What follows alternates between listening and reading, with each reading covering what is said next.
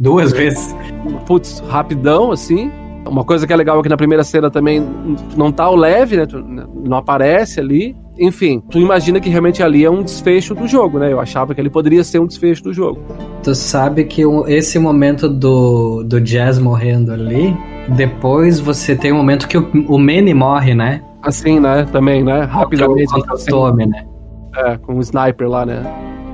Aquele momento é, muito marcante, né? Que também nos mostra o quão forte é o Tommy, né?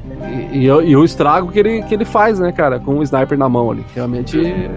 E outra coisa que depois também tu percebe é que no fim das contas, quando a Abby vai pro teatro, ela tá atrás do Tommy apenas, né? Ela não sabe que a Ellie tá ali ainda. Sim. A gente tá falando das duas, né? E dessa coisa do combate das duas, né? E eu acho que a gente podia falar um pouquinho individualmente enquanto personagens, né? Da nossa querida Ellie e da nossa não tão querida Abby, né? Que são os 2 pontos central desse jogo. Larga a arma! Merda! Não. Eu sei porque matou o Joel. Ele fez o que fez pra me salvar. É por minha causa que não existe cura. Sou eu que você quer. Solta ele.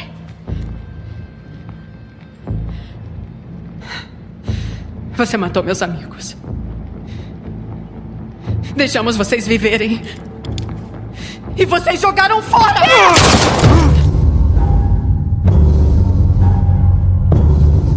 O nosso esquema aqui, pra bater um papo, uma das coisas que a gente separou é falar, pelo menos, de das duas personagens principais desse jogo, né? Depois que você joga, só depois que você joga, você vai entender, né, mano, por que a Abby tava também no material de divulgação, tava na capa do jogo também, né? Pra mim, no começo, isso não fazia muito sentido. Mas a primeira parte do jogo é a nossa jornada com a Ellie em Seattle, né? Em busca da Abby.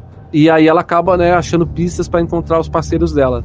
E aí eu acho que o grande primeiro momento dessa jornada de ódio e vingança dela é quando ela encontra a Nora, né, Diogo? Que é um momento... Foi a primeira parte do jogo que eu não quis apertar o botão, assim, sabe? Que ali eu já me senti mal. Porque, querendo ou não, a nossa relação com a Ellie do outro jogo era a Ellie, a Ellie pivetona, né? Fazia uma brincadeira ou outra, né? Era um pouco inconsequente, porque ela realmente era uma criança, né, cara? E aí ver a Ellie naquela situação ali, tu sabe que nesse ponto, não é que isso me incomoda, mas tem uma coisa que eu fico pensando, uma coisa é você considerar os 20 anos que o Joel viveu e a gente não acompanhou antes do primeiro jogo. Outra coisa é os 4 anos da Ellie vivendo em Jackson. Porque, assim, a impressão que a gente tem, Jackson está muito mais, né, a estrutura da cidade e tudo mais, eles vivem com um certo conforto, com a guarda até um pouco mais baixa, né? Porque é uma sociedade bem organizada e bem protegida e tal, sabe? Mais feudal, parece, assim, né? Isso. Troca, faroeste. Essa Ellie, sangue no olho e tudo mais, motivada pela vingança e tal, a gente não tinha contato com ela ainda, sabe?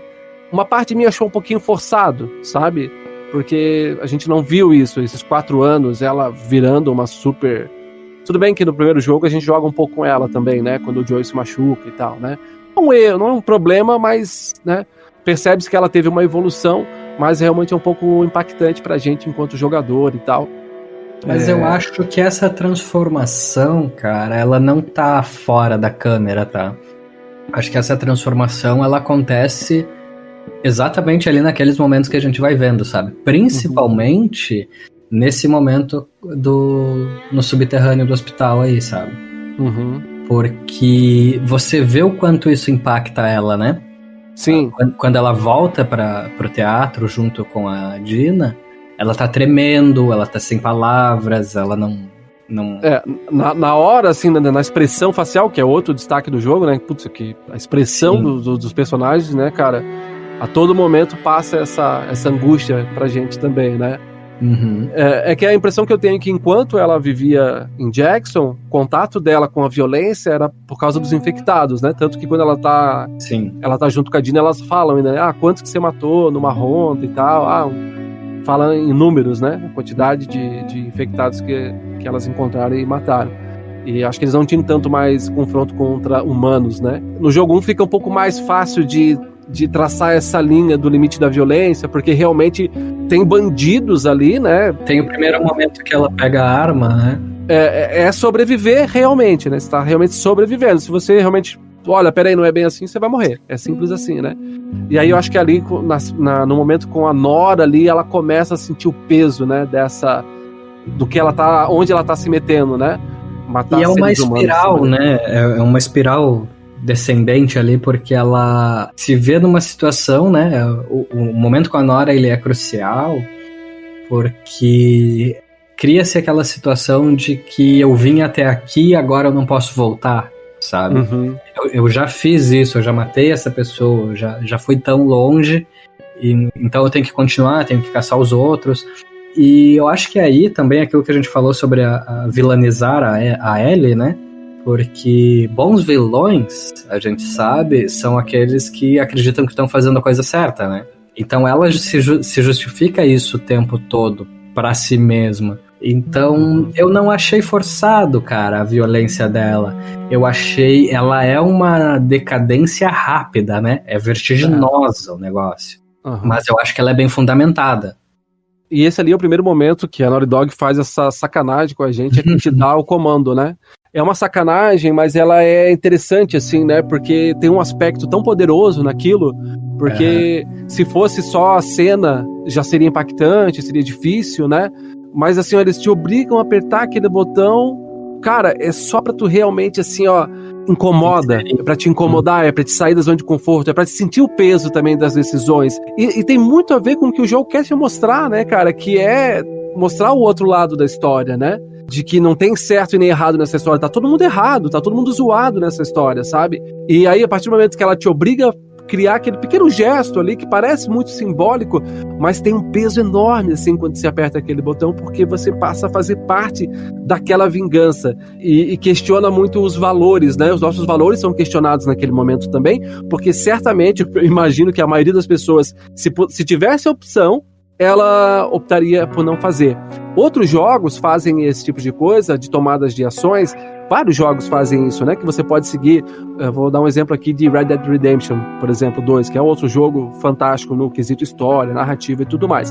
Você pode seguir tanto o caminho, né, do bad guy como do mocinho, né? Isso vai ter consequências para você na jogabilidade e no modo como você faz as coisas. Então você toma decisões em algum momento, né?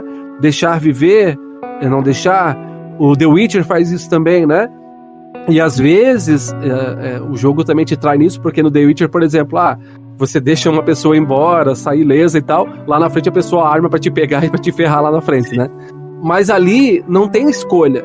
É uma coisa só, mas ela faz total sentido pro que o jogo, pra história que o jogo quer te contar, assim, sabe? Ela te divide a responsabilidade contigo. É a proposta, né? Porque em alguns momentos eu até... Tu perde um pouco da empatia com os personagens, eu acho, em determinados momentos em que você é obrigado a fazer isso, sabe? Uhum, total, né? Total. Bater na dona, caçar a Ellie, que era uma coisa que eu não queria fazer. A batalha final, cara, na água rasa ali no mar, né? Incomoda demais, né, cara? Incomoda demais. Tu não quer participar, tu não quer fazer aquilo, sabe? É que aquele arco final todo me incomodou, né? A partir do momento que ela sai da fazenda, ali eu já joguei incomodado, cara. Ali foi o momento que eu joguei mais incomodado, assim, porque ali tava contrariando tudo que eu não gosto, não, sabe? Que eu faria diferente, sabe? Que eu realmente acho que ela tá errado. E aí tem uma outra característica do jogo, como que ele te dá essa porrada e daqui a pouco ele te dá um pirulito também, né? Quando dá o flashback do museu, por exemplo, né? Cara, aquele flashback do museu, cara, é de uma grandiosidade, de um talento pra escrever. Putz, cara, fantástico, assim. Os caras estão de parabéns mesmo, porque o lugar é lindo, o contexto é ótimo, é muito bom viver esse flashback com o Joel, né? Porque é um momento que eles estão vivendo ali que a gente não viu. E o Joel é esse cara que ele... encontra o Joel, né? Ali no... Exato, porque daí eu achava que não ia rolar mais, né? Depois daquele... tudo que aconteceu, putz, já era Joel, né? E aí aquilo ali vem pra te dar aquele calor, assim, mais uma vez, aquele quentinho no coração. E como a gente gosta muito do jogo, putz, explorei cada centímetro, a parada dos dinossauros, a brincadeira dela com o chapéu. O Jurassic Park. Isso, esses são os detalhes que fazem desse jogo tão fantástico, né? Porque daí ele tá contando uma história de um filme que, porra, todo mundo conhece, né, cara? É muito legal. E o Joel ali tem uma característica muito massa, assim. O Joel não é um cara que se dá bem com as palavras, né? Ele não sabe falar, se comunicar muito bem. Até a Ellie mesmo, né? Em algum ponto. Talvez ela tenha até herdado um pouco isso dele, né? Pela convivência. Cara, o momento que ele joga ali ela na água, né? Porque a vida, às vezes, é isso, né, mano? Às vezes a gente olha para as coisas de uma maneira muito difícil, muito complexa, né? Mas quando você passa a refletir realmente sobre as coisas que fazem diferença na nossa vida, você vai encontrar vários desses momentos, né? Momentos, às vezes, ali simples, de relação com teus pais, com o irmão, enfim. Às vezes tá ali, né? É um presente de aniversário, né? Uma brincadeira ali. E eu acho que o que mais me deixa, assim, fascinado com esse momento, como o jogo faz muito essa coisa de sentir, então tu sente todo o peso daquele mundo pós-apocalíptico, da merda que é viver naquele lugar, e me traz uma alegria muito grande poder ver eles num momento assim. Eu acho que essa é a grande parada pra mim, sabe? É um momento solar no jogo, né? Esse jogo, ele é muito sombrio, muito escuro, muito triste, né? E esses são os poucos momentos. Esse momento e o momento final na fazenda são os poucos momentos em que o jogo é quente, né? O jogo é gostoso. Isso, de que o mundo pode ser um lugar melhor mesmo nessa merda toda, assim, sabe? O meu olhar para aquilo é assim, cara, eles merecem isso, sabe? Pela jornada que passaram e tudo mais. Assim, fazendo um paralelo com o jogo 1, né? A jornada que eles passaram, por tudo que passaram, no jogo 1, toda a dificuldade e tudo mais, aquele momento ali é um momento que realmente eu achei muito, muito legal, muito prazeroso.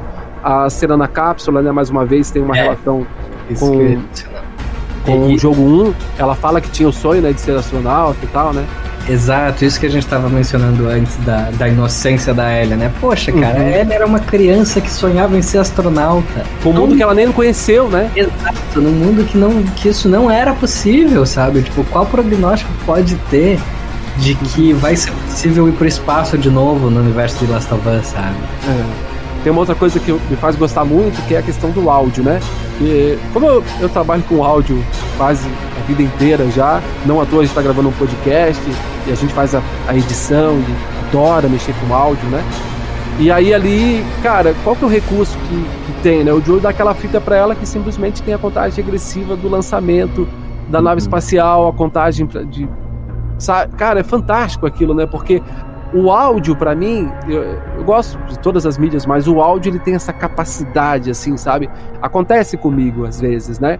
Por exemplo, vou dar um exemplo. Putz, a música do Future Days ali, do Pearl Jam. Se não é a minha banda favorita, mas tá ali no top 3.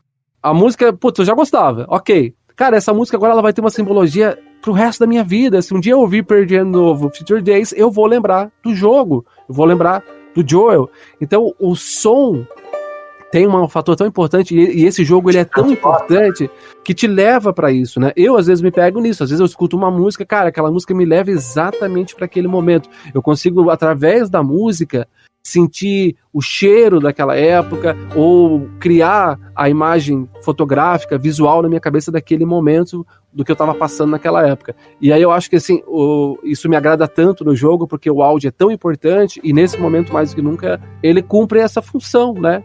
De transportar ela para a imaginação e tal, de como seria uma viagem espacial. Feliz aniversário, garota. O que é isso?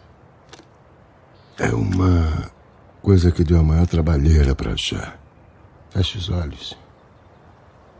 Garanto que vai valer a pena. Tá bom. 30 seconds and counting.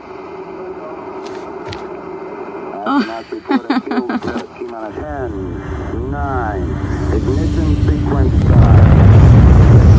5, 4, 3,